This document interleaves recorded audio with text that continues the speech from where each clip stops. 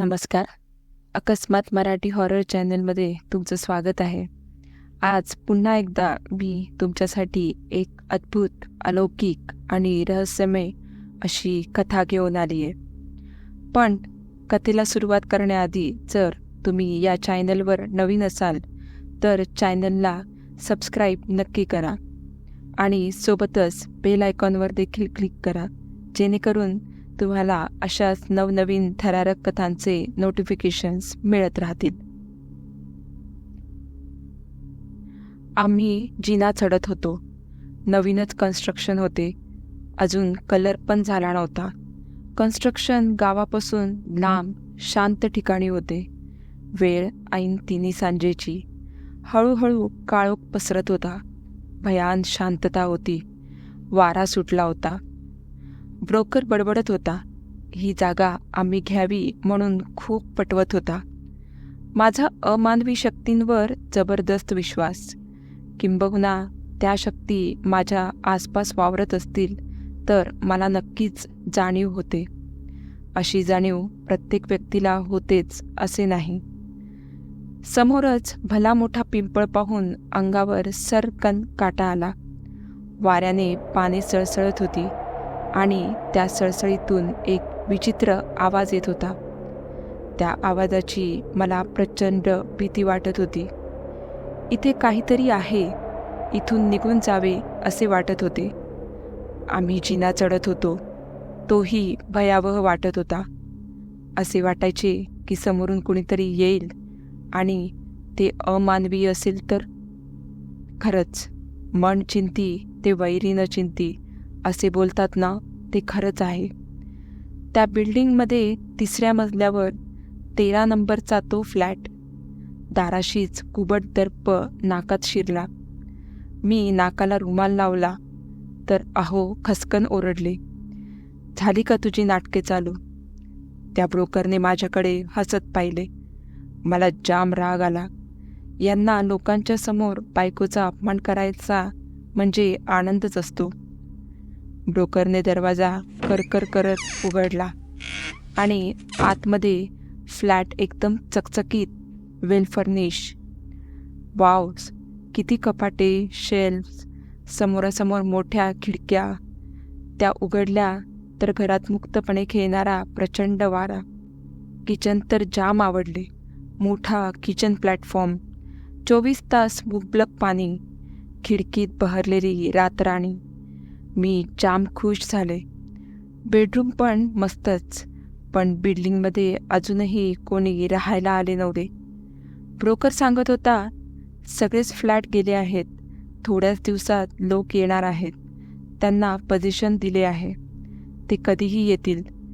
बिल्डिंगला बाहेरून रंग नव्हता. त्यात पावसाळा हे कारण ब्रोकरने दिले. पटण्यासारखे होते. मी परत घरातून फिरून घर डोळे भरून बघून घेतले. मी हॉलकडे वळणार इतक्यात हिरव्या साडीतील बाई किचनमध्ये जाताना दिसली. मी पटकन वळले तर किचनमध्ये बांगड्या वाजत असल्याचा भास झाला. मी किचनमध्ये पाहिले. कोणीही नव्हते. हॉल, बेडरूम, टॉयलेट सगळीकडे पाहिले. कोणीही नव्हते. मन उदास झाले. नवऱ्यापुढे माझे काही चालत नव्हते. मी गप्प बसले. आम्ही जिना उतरायला लागलो तर जिन्यात काळोखच काळोख. खालील प्रत्येक फ्लॅटचे दरवाजे बंद. तरीही खूप लोकांचे बोलणे ऐकू येत होते. लहान मुलांचे ओरडणे ऐकू येत होते. तो ब्रोकर धडाधडा जिना उतरून गेलासुद्धा. 2ऱ्या मजल्यावर तर खूप रडारड ऐकू येत होती. मला जरा भीतीच वाटली. आम्ही खाली आलो तर तो ब्रोकर तिथे नव्हता. हे बोलले, त्याचा फोन नंबर आहे, उद्या बघू. मी वर पाहिले तर वरची खिडकी पूर्ण उघडी होती. तिथे एक हिरवी साडीतली बाई आमच्याकडे बघत होती, अगदी एकटक. मी यांना बोलले, अहो ते बघितले का? हो ग, आपण तर दार दिवे बंद करून आलो. मग घरात कोण आहे? मी यांना इथून चला लवकर असे बोलले, पण आमची गाडी स्टार्ट होईना. आणि तितक्यात बिल्डिंगमधून खूप लोक बाहेर आले. त्यांचे कपडे सफेद होते, चेहरे विद्रूप होते. ते लोक आमच्याकडं येऊ लागले. तशी मी जोरात ओरडले, अलख निरंजन. मी नवनाथांचा श्लोक म्हणत धावत होते. हे पण पळत होते. हायवे लागला. एक ट्रक थांबवून आम्ही कसेबसे त्यात बसलो आणि घरी आलो. भूतांची पण हद्द असते. त्यांच्यावर पण काही मर्यादा असतात. नवनाथांच्या पोथीत वर्णन केल्याप्रमाणे ते नवनाथांना शरण गेले. ते त्यांच्या भक्तांच्या वाटेला जाणार नाहीत, म्हणूनच आम्ही वाचलो. रात्रभर आम्हाला झोपच नाही. दोघेही जबरदस्त प्रसंगातून वाचलो होतो. आमची गाडी तिथेच होती. सकाळी ब्रोकरला फोन केला. चांगले खडसावून विचारायचे होते, पण कुणी फोनच उचलेना. परत फोन केला तर त्याची बायको बोलत होती. तिने सांगितले त्यावरून समजले ते असे की तो ब्रोकर 4 वर्षापूर्वी वारला होता.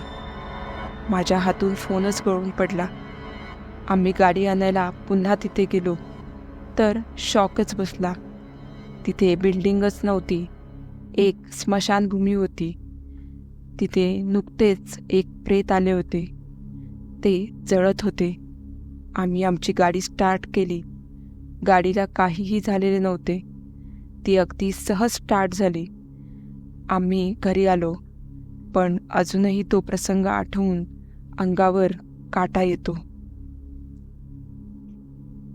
तर मित्रांनो, आजची ही कथा तुम्हाला कशी वाटली हे मला कमेंटद्वारे नक्की कळवा. आणि व्हिडिओ आवडला असल्यास चॅनलला लाईक आणि सबस्क्राईब नक्की करा. भेटूया पुढच्या अशा एका थरारक कथेमध्ये. तोपर्यंत धन्यवाद.